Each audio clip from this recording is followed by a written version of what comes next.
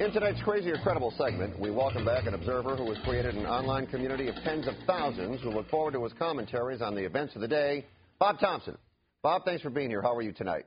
No problem, Fred. How are you? Good, thank you. Here in Southern California, people have been flocking to car dealerships to take advantage of the Cash for Clunkers program.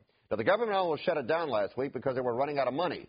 Now another $2 billion has been invested. It's good on the surface, but it seems to me that it is still adding to the deficit. Your thoughts? Fred, I just think the name alone drives me nuts. They keep referring to these cars as clunkers. They're not clunkers. You take any one of these cars, you put them on a lot, somebody's going to spend $2,000 to $3,000 for this car, and they're going to have a reliable car for the next 10 years. Meanwhile, the government's spending $4,500 and putting these things on a trash pile. It doesn't make sense. When I hear the word clunker, you know what I think about?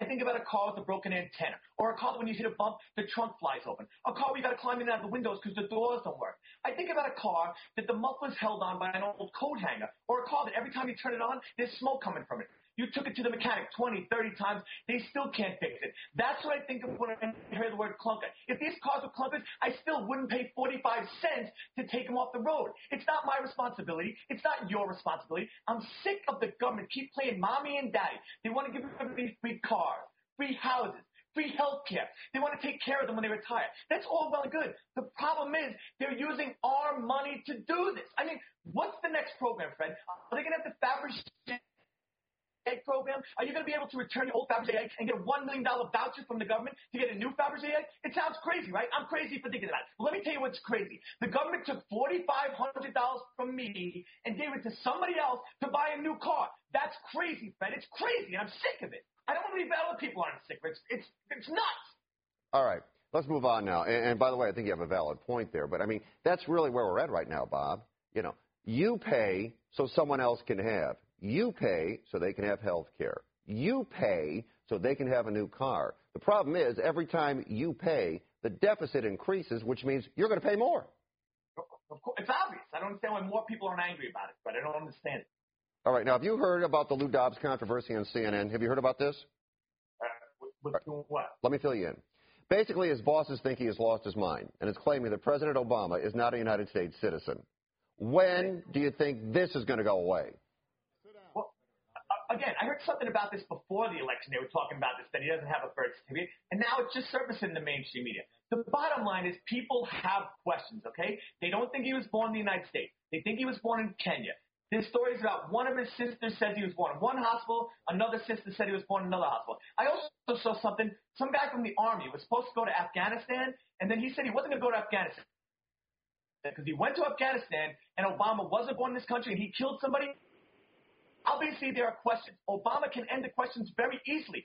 Show us the original birth certificate. And I'm not talking. I know there's a birth certificate online right now. Any 8-year-old with a box of crayons and a piece of construction paper can make up a birth certificate and put it online. He has to show us the original birth certificate. Let me tell you something. If you went to the motor vehicle to get a driver's license, if you went to the library to get a passport, you have to bring your original birth certificate. You can't go down there in a motor vehicle and say, listen, my birth certificate's online. Go to Facebook.com/DrinkingWithBob and you can see it. They'll look at you like you're crazy. I mean, it's that, you know what it is? I'm not even angry about whether he's a citizen or not. I'm more angry at the arrogance, the disdain that Obama shows for the American people. He's basically sitting up there at the White House and he's saying, I don't have to show them my birth certificate. I don't care what they think. He's basically pulling a Marie Antoinette and saying, let them eat cake. And that's the real problem here. And I can't believe people don't see it. All right, Bob, we're going to move on to one other topic now, and we have about a minute and a half left. Earlier, we talked about O.J. Simpson here tonight. He's appealing his armed robbery and kidnapping conviction in Nevada. He wants to be released on bail. I mentioned to Ron Kay earlier, there are people in L.A. that think O.J. got a bum rap in Nevada, and since never convicted, is innocent of the murder of Nicole Brown and Ron Goldman here. You think O.J.'s a good risk for bail? I think just the audacity of this guy going into the court and asking to get out of bail is ridiculous. I mean, the fact that he thinks he got a bad trial. I mean, listen, as far as I'm concerned, O.J.'s been out on bail for the last 15 years.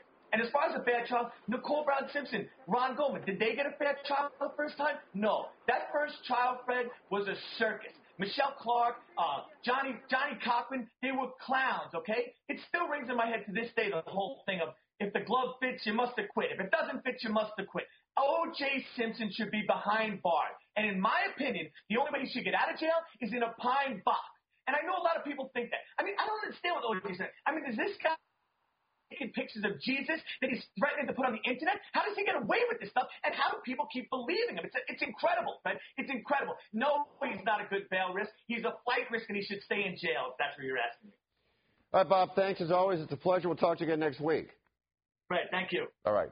There you go, Bob Thompson, crazy or credible.